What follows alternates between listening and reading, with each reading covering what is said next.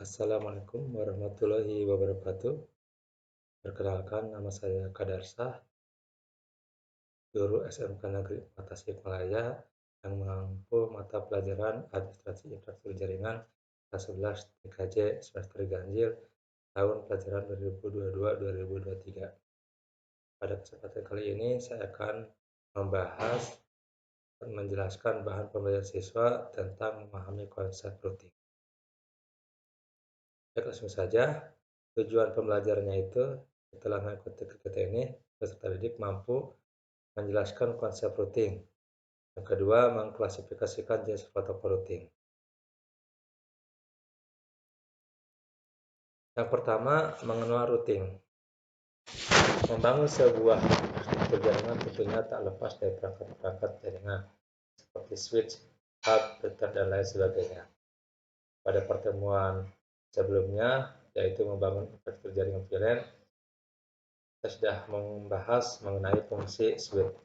Nah, pada pertemuan kali ini, saya akan membahas fungsi perangkat router dalam sebuah jaringan antar komputer diharuskan untuk dapat saling komunikasi agar mempermudah dalam penggunaan sebuah paket. Mengenal perangkat router. Di sini ada perangkat router, contohnya menggunakan router mikrotik.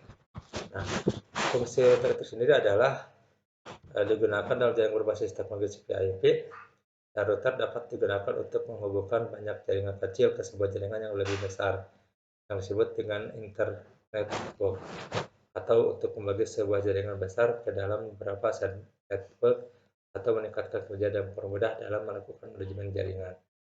Nah, kemudian ada cara kerja router. Fungsi utama router adalah merutekan paket atau data. Sebuah router memiliki kemampuan routing, artinya router secara cerdas dapat mengetahui kemana rute perjalanan paket atau data akan dilewatkan. Apakah ditujukan untuk host lain yang satu network ataukah berada di network yang berbeda.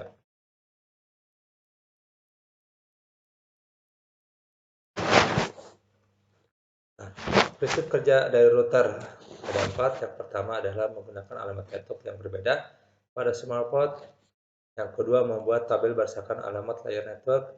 Yang ketiga, memfilter lalu lintas network berdasarkan informasi network. Kemudian memblokir lalu lintas dengan alamat yang tidak diketahui. Nah, pengertian routing itu sendiri adalah proses di mana suatu router memforward paket ke jaringan yang dituju. Routing merupakan suatu protokol yang digunakan untuk mendapatkan rute dari suatu jaringan ke jaringan lain. Nah, suatu router membuat keputusan berdasarkan IP address yang dituju oleh paket. Routing bertanggung jawab membawa data melewati sekumpulan jaringan dengan cara memilih jalur terbaik untuk melewati data. Nah, routing dapat dikelompokkan atau pengembangan routingnya ada 4. Yang pertama adalah default route. Default route itu adalah jalur default untuk paket yang mempunyai alamat network tujuan tertentu tapi tidak terdapat di routing tabel router yang dituju. Kemudian static routing. Routing ini adalah suatu mekanisme routing yang tergantung dengan routing tabel dengan konfigurasi manual. Dan selanjutnya dynamic routing adalah routing protokol yang digunakan untuk menemukan network dan melakukan update routing tabel pada router. Dan terakhir adalah metric routing. Nah, metric routing ini menentukan best path router dapat menggunakan metric routing. Oke. Yang kedua adalah mengenal protokol routing. Nah, protokol routing adalah suatu aturan yang mempertukarkan informasi routing yang akan membentuk sebuah tabel routing sehingga pengelamatan pada paket data akan dikirim menjadi lebih jelas. Dan protokol routing mencari rute tersingkat untuk mengirimkan paket data menuju alamat yang dituju. Nah, tabel routing adalah sebuah tabel yang disimpan pada enviram router yang berfungsi sebagai acuan router dalam menentukan jalur terbaik ketika mengirimkan paket-paket dan sebagai acuan kemana router akan meneruskan paket sesuai dengan tujuannya. Nah, di sini adalah kita akan coba contoh dari atau protokol routing EGP atau Exterior Gateway Protocol. Nah, BGP sendiri itu adalah sebuah sistem antar autonomous routing protocol. UGP digunakan untuk pertukaran informasi routing untuk internet dan merupakan protokol yang digunakan antar penyedia layanan internet. Adalah contoh eh, skemanya topologi. Kemudian yang kedua, paket border gateway protocol. Nah, paket border gateway protocol terdiri dari open message, keep alert message, notification message, dan update message. Berikutnya adalah protokol routing IGP, Interior Gateway Protocol. Nah, Interior Gateway Protocol merupakan jenis protokol routing yang digunakan untuk mendistribusikan informasi routing dalam AS atau Autonomous System pada Internet Network besar berdasarkan protokol TCP/IP.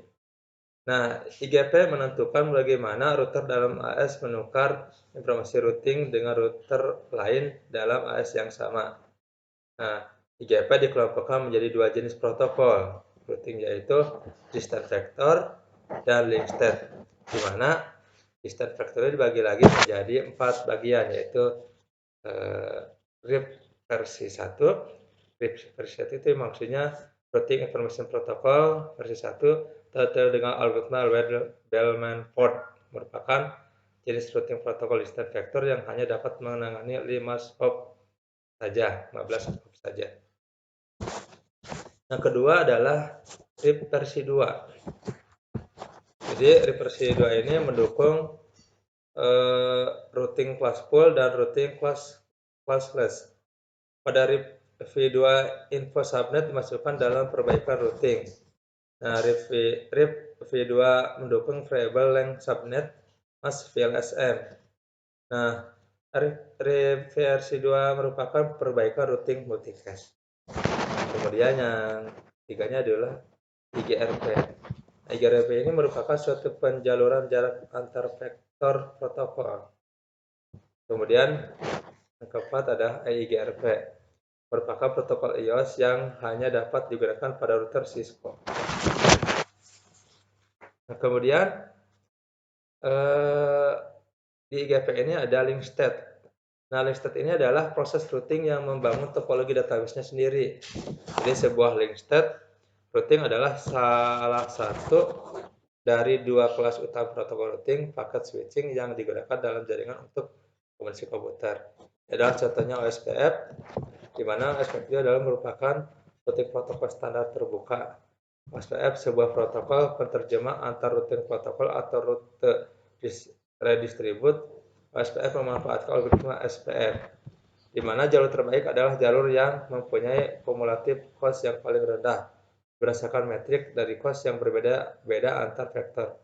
Ini adalah gambar OSPF.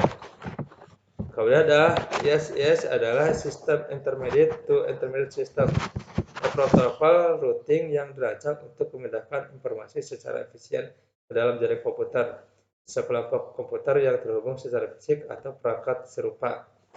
Nah, mungkin itu yang bisa saya jelaskan atau saya sampaikan. Semoga bermanfaat. Terima kasih atas perhatiannya. Assalamualaikum warahmatullahi wabarakatuh.